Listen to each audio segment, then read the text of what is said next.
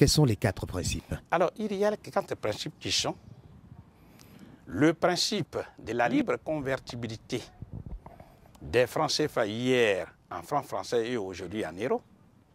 Deuxième principe, le principe de la fixité des parités entre le franc CFA et l'euro. Troisième principe, c'est le principe de la centralisation des changes qu'on appelle les comptes d'opération. Et enfin, le 4e principe, c'est le principe de la libre transférabilité des capitaux de la zone franc CFA vers la France. Alors dans ce cas, professeur, on va s'attarder un petit peu sur les 4 principes que vous avez énoncés tout à l'heure pour essayer de comprendre bien le fonctionnement. Par exemple, pour ce qui est du principe de la libre convertibilité, qu'est-ce que ça signifie? Ça veut dire ceci. Le principe de la libre convertibilité veut dire que le franc CFA est convertible. Ça veut dire qu'hier, celui qui avait 100 francs CFA, c'est-à-dire après la dévaluation, pouvait avoir facilement 1 franc français. Aujourd'hui où nous parlons, celui qui a 1 euro, il peut avoir accès à 655,957 francs CFA. Et que quiconque prend des francs CFA et vient par exemple en France, il peut facilement accéder, il peut aller dans un bureau d'échange pour convertir ses francs CFA en euros. La réalité, elle est différente. Pourquoi? Premièrement, le franc CFA n'est pas convertible. Il suffit de demander à n'importe quel Africain qui a dans sa poche des francs CFA, qui se présente par exemple à l'aéroport Charles de Gaulle de Paris, à un bureau d'échange comme les autres. Quand son tour arrive, il fait sortir, il présente les francs CFA. On dit non, on ne convertit pas ça, on ne le connaît pas. Ça veut dire que le franc CFA, fondamentalement, n'est pas convertible. Ça, c'est le premier aspect négatif. Deuxième aspect négatif, c'est que lorsqu'on est, par exemple, un Ivoirien, on a des francs CFA, et qu'on va dans un pays de l'Afrique centrale, comme par exemple le Cameroun ou le Gabon, eh bien, lorsqu'on veut faire des courses, on veut acheter, non, ce n'est pas convertible. Et pourtant, il s'agit toujours du franc CFA. Et pourtant, il s'agit du franc CFA. Ça veut dire que la France a pris les dispositions pour cloisonner commercialement ces deux zones monétaires. D'accord. Or, l'Afrique est appelée à commercer avec elle-même. Les Africains doivent commercer entre eux. Donc, voilà déjà un inconvénient majeur qu'on peut vérifier. D'accord. Et le principe alors Troisième principe et troisième inconvénient, parce qu'il y a plusieurs inconvénients, on va les énumérer.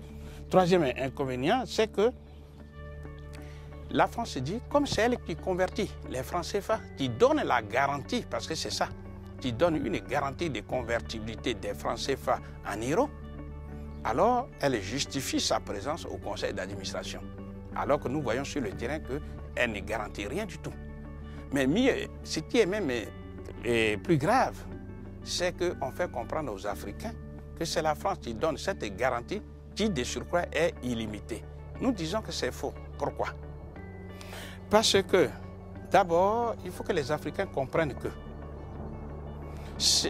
les francs CFA sont fabriqués non pas, l'usine qui fabrique les francs CFA ne se trouve pas sur le sol africain, mais se trouve en France, précisément à Chamalières, près de Clermont-Ferrand. Donc, c'est la France qui décide quelle est la quantité de monnaie à faire circuler dans les pays africains. Donc, elle ne prend aucun risque. C'est-à-dire, si par exemple, elle a décidé de faire circuler, admettons, 100 milliards, eh bien, ce sont les 100 milliards qui vont circuler, mais elle ne se trouvera jamais en face au-delà de 1000 milliards, au-delà de 100 milliards, pour dire que je me retrouve dans une situation où je suis obligé de convertir. Là, il n'y a aucun risque. Mais mieux, au moment où nous parlons, la France utilise ce qu'on appelle l'euro. Si demain, les Africains présentent, on va arrondir, 656 000 milliards de francs CFA à la France, eh bien, l'équivalent, c'est 1000 milliards d'euros. Il est évident que la France ne peut pas donner les 1000 milliards d'euros aux Africains pour deux raisons. Première raison, c'est que la France n'a pas le pouvoir de produire, de fabriquer les héros. Les héros se fabriquent à Francfort, en Allemagne. Donc, elle ne peut pas. Deuxièmement, on connaît les difficultés financières de la France.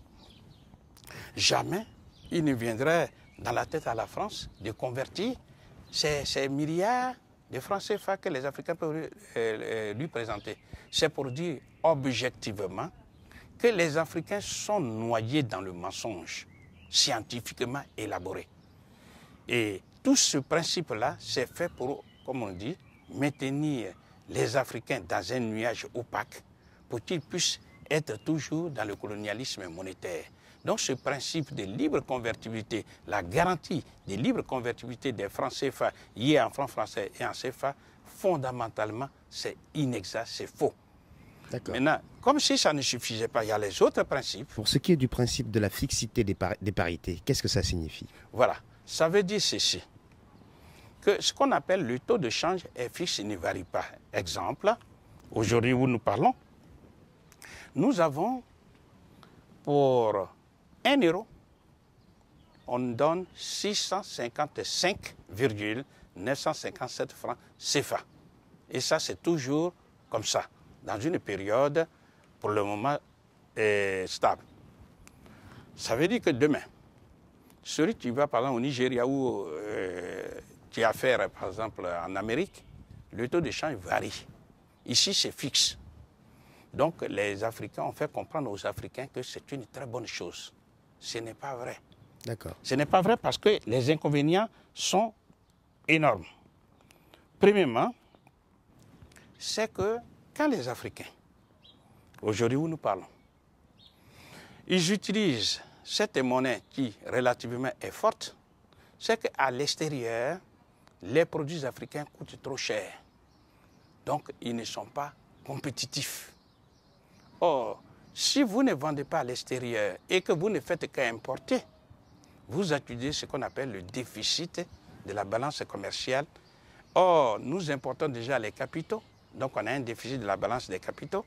Nous importons des services, donc au niveau de la balance des invisibles, nous avons encore des déficits. Ce qui veut dire la somme algébrique de la balance commerciale et de la balance commerciale des invisibles et la balance des capitaux, qu'on appelle la balance des paiements, elle est de façon structurelle négative, elle est déficitaire. Or, l'une des conséquences majeures des déficits de la balance des paiements, c'est la dévaluation du franc CFA. Ce qui veut dire qu'il y a une programmation scientifique d'une série de dévaluations. Ce n'est pas une seule dévaluation du franc CFA, mais ça sera plusieurs dévaluations. En 1994, elle était déjà la deuxième. Voilà. Mais dans un futur proche, le franc CFA sera dévalué. Et pourquoi donc? Parce que, comme je viens de le dire, les Africains vont accuser des déficits de la balance des paiements. Parce que quand vous importez plus que vous n'exportez, lorsque vous importez, ça veut dire que vous achetez à l'extérieur. Or, quand vous achetez à l'extérieur, pour acheter à l'extérieur, par exemple aux États-Unis, il faut avoir la monnaie des autres. Si vous ne faites que demander, donc acheter la monnaie des autres, lorsque la demande d'un bien est supérieure à son offre, eh bien, son prix augmente. Donc, si la monnaie des autres, leur valeur augmente, eh bien, c'est votre monnaie qui perd de la valeur. C'est ça.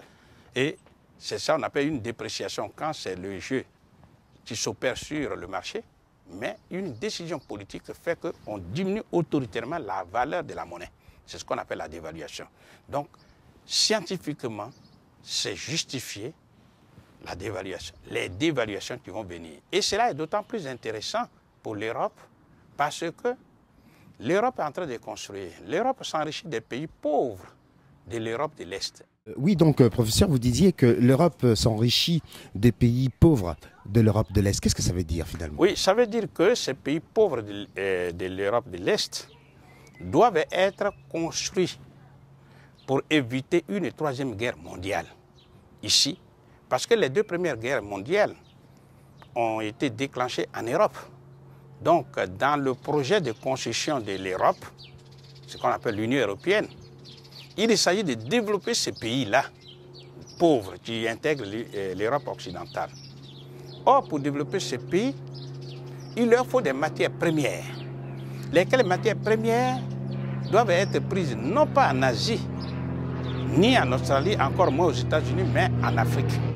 Et tout le processus est mis en place pour que ces matières premières-là soient prises gratuitement. C'est-à-dire, aujourd'hui, pour 1 euro, il faut 655,957 francs CFA, que je vais arrondir par commodité à 656 euros CFA. Bien. Si on prend 1 milliard d'euros, eh bien, l'Européen, dès qu'il arrive en Afrique, ça lui fait 656 milliards. Je reprends, pour 1 euro, il faut 656 francs CFA. Ce qui veut dire, si on prend, je vais dire 1000 milliards, non, disons 1 milliard même, un seul milliard d'euros, arrivé là-bas, ça devient 656 milliards. De francs CFA. De francs CFA, qui, divisé par 500 francs CFA le kilo de café, eh bien, on voit bien ce que ça donne. Bien. Maintenant, si on dévalue le franc CFA, c'est-à-dire demain, on dit 1 euro égale non plus à 656, mais à 1000 francs CFA, eh bien, le milliard d'euros arrivé en Afrique égale à 1000 milliards. Alors, vous voyez bien que avec les 1000 milliards de francs CFA, divisé par 500 francs, ils vont acheter 2 millions de tonnes de kilos de café. Alors que quand c'était à 650, ils pouvaient acheter, tout calcul fait, à 1 312 tonnes. 1 312 000 tonnes de café. Du coup, on voit une différence entre 2 millions et 1 300 000. C'est-à-dire pratiquement, ils prennent 700 000 tonnes de café gratuitement. Et ceci grâce à la dévaluation. Donc c'est un jeu qui est connu par l'Europe. Et c'est à travers le franc CFA, à travers le franc CFA qui est accolé à l'euro, que toute l'Europe retrouve sa suprématie sur les pays africains. Donc vous comprenez que la fixité des parités dont on parle est nuisible à l'Afrique, mais mieux. Pour que, justement, les Africains puissent avoir une monnaie dite forte, il leur faut faire ce qu'on appelle une austérité monétaire. C'est-à-dire, le prix de l'argent, c'est le taux d'intérêt. Lorsque le bien est rare, c'est-à-dire quand la demande d'un bien est supérieure à son offre, son prix augmente. Il en est de même pour la monnaie. Quand la demande d'un bien est supérieur à son offre, puisque son prix augmente, ici le prix de la monnaie, c'est le taux d'intérêt. Donc, on augmente le taux d'intérêt en Afrique. Ce qui est surtout terrible, c'est que les Africains sont contents d'avoir une monnaie forte. C'est-à-dire, ils disent par exemple que voilà, nous avons une monnaie forte qui est le franc CFA, donc ça va nous développer. Ce n'est pas vrai. Pourquoi? Il suffit d'ouvrir les yeux. Au moment où nous parlons, pour avoir 1 euro, la Corée du Sud donne 1500 won, won étant la monnaie de la Corée du Sud. C'est-à-dire, la monnaie de la Corée du Sud est pratiquement 2 fois plus faible que le franc CFA, puisque le double de 656, c'est moins que 1500. Deuxièmement, on va prendre un autre exemple. Lorsque nous prenons un pays qu'on appelle l'Indonésie. L'Indonésie, oui. On voit bien que pour avoir 1 seul euro, l'Indonésie donne 12 000 roupies. La roupie étant la monnaie de l'Indonésie. Pour avoir 1 seul euro. Mais aller en Indonésie, le niveau de développement socio-économique atteint par l'Indonésie n'a rien à voir, est incomparable, est de loin supérieur à celui des pays de n'importe quel pays de la zone franc CFA. Troisième exemple, nous prenons l'Iran. Pour avoir le même euro, eh bien, les Iraniens donnent 14 500 rials. Rial étant la monnaie de l'Iran, qui envoie des agents dans l'espace, qui fait peur au monde. Le niveau de développement atteint par l'Iran n'a rien à voir avec le niveau de développement, le niveau de sous-développement atteint par la Côte d'Ivoire, le Mali, le Burkina Faso, qui sont au bas de l'échelle mondiale. Et enfin, le dernier exemple, pour avoir le même héros, eh bien, le Vietnam donne 27 000 dong, dong étant la monnaie du Vietnam.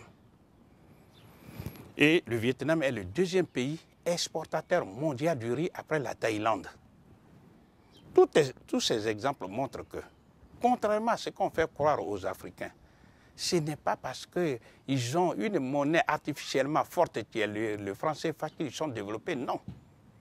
Dans le premier cas, c'est-à-dire sur ces pays qui ont une monnaie dite faible ou fondante, c'est qu'ils maîtrisent leur monnaie. Ils utilisent leur monnaie dans le sens de leurs intérêts.